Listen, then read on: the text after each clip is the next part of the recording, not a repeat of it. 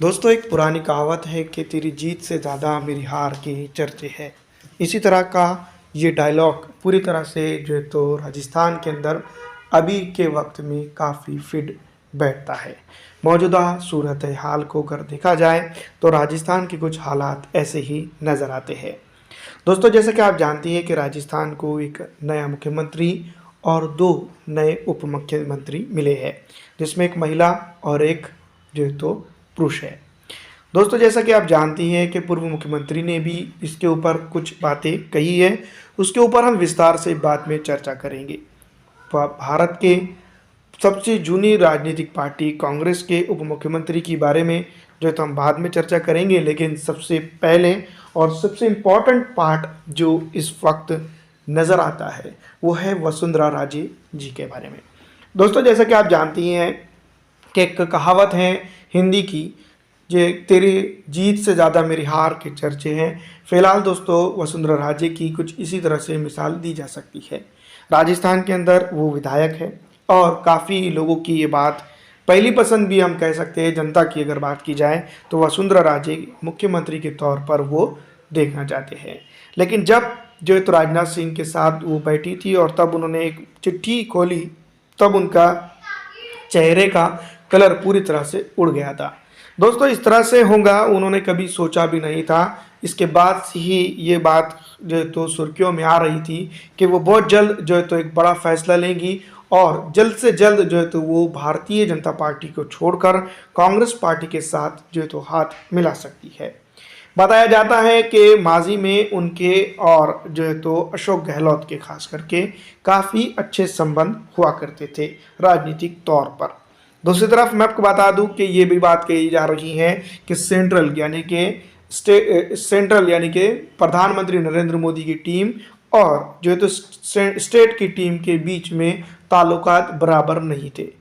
ये बात मैं आपको कई बार हमारी वीडियो के अंदर भी कह चुका हूँ कि इसी के चलते जो है तो राजस्थान के अंदर जो है तो हार हो सकती है। जैसा कि शुरुआत में ही हम बता चुके हैं कि राजस्थान के अंदर पकड़ की अगर बात की जाए तो अशोक गहलोत की काफ़ी अच्छी पकड़ थी और साथ ही साथ भारतीय जनता पार्टी के कोई नेताओं की अगर बात की जाए तो वसुंधरा राजे जी थी। दूसरी तरफ अगर हम बात करेंगे तो सबसे इम्पोर्टेंट बात ये कि जब स्टार प्रचारक की लॉन्चिंग हो रही थी तब भारतीय जनता पार्टी की तरफ से अगर बात की जाए तो पूर्व मुख्यमंत्री वसुंधरा राजे जी का नाम उसके अंदर शामिल नहीं था। फिर बाद में जैसे ही कैंपेनिंग धीरे धीरे आगे बढ़ती है तो भारतीय जनता पार्टी महसूस करती है कि उनके पार्टी की जनसभाओं के अंदर जनता की फुकदान हो रहा है और वो कम मौजूदगी कम दिखाई दे रही है। इसके बाद जो तो वसुंधरा राजे को काफ़ी चुनावी जगहों पे सक्रिय किया गया और उसके बाद जो तो बहुत सारी जगहों पर वसुंधरा राजे ने अपनी दस्तक को मजबूत किया, जिसके चलते भारतीय जनता पार्टी के अंदर जान डलती हुई नजर आई और राजस्थान के अंदर वो एक मजबूत स्थिति में आते हुए नजर आ रही थी।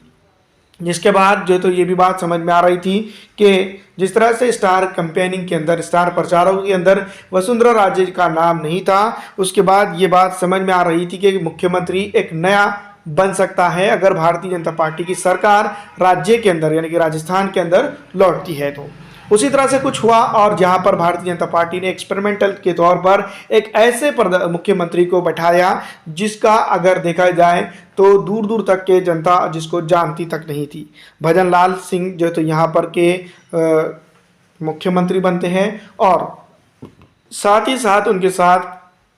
2 उप मुख्यमंत्री बनाए जाते हैं। एक है पुरुष मुख्यमंत्री और दूसरी है महिला मुख्यमंत्री।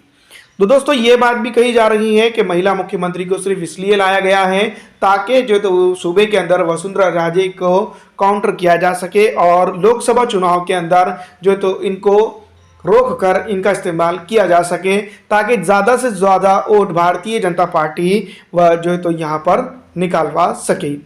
लेकिन अभी जो है तो हालात जिस तरह से बनते हुए नजर आ रहे हैं उसको देखकर यही लग रहा है कि आने वाले दिनों के अंदर अगर ये दोनों ही मुख्यमंत्री फेल हो जाते, उप मुख्यमंत्री फेल हो जाते हैं तो वसुंधरा राजे की तरफ फिर एक बार भारतीय जनता पार्टी को जाना पड़ सकता है। जिस तरह से जनता ये बात समझ चुकी है कि सूबे के अंदर अगर जनता किसी को अगर अपना नेता मानती है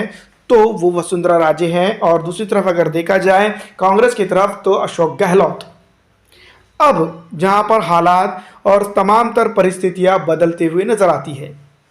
और सबसे इंपॉर्टेंट परिस्थिति यह है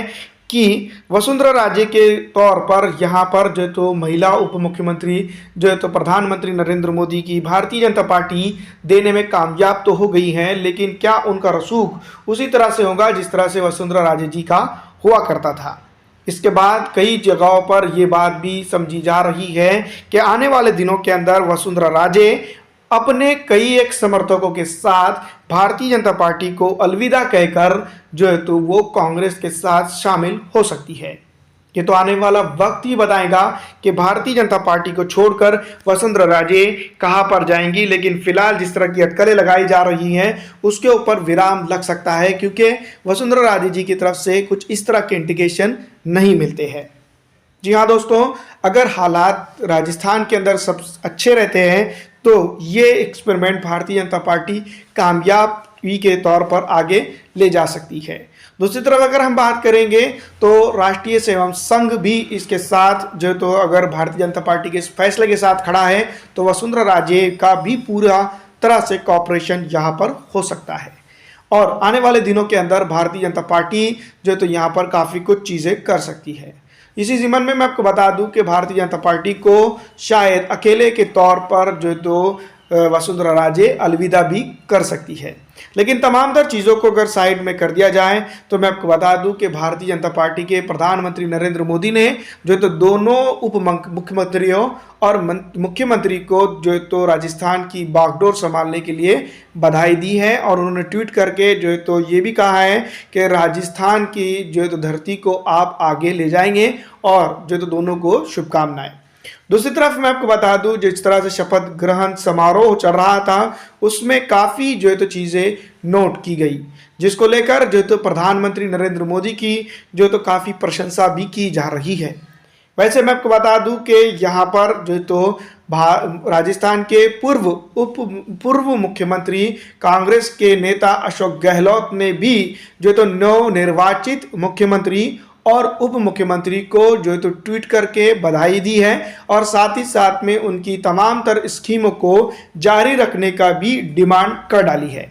दोस्तों इसके साथ मैं आपको बता दूं कि राजस्थान के पूर्व के मुख्यमंत्री अशोक गहलोत के ऊपर भी कई एक जिम्मेदारियां आयद होती है कि वो विपक्ष की भूमिका अच्छी तरह से निभाए। लेकिन कुछ जगहों से ये खबरें भी मौसूल हो रही है कि उनके कई सांसद माफ कीजिए कई विधायक जो है तो वसुंधरा राजे जी के समर्थकों के टच में नजर आ रहे हैं ताकि वो कांग्रेस में उनको जोड़ सके। क्या ये सब चीज़ें फिलहाल राजस्थान के अंदर मुमकिन है या नहीं, क्योंकि आप जानती है कि भारतीय जनता पार्टी जिस तरह से पूरे हिंदुस्तान के अंदर स्ट्रांग है और उसको तोड़ पाना एक राज्य के अंदर काफ़ी दूर की कौड़ी लाने के बराबर हो सकता है। फिलहाल इस वीडियो में इतना ही। अगर अच्छी लगती है तो इसको लाइक और ज़्यादा से ज़्यादा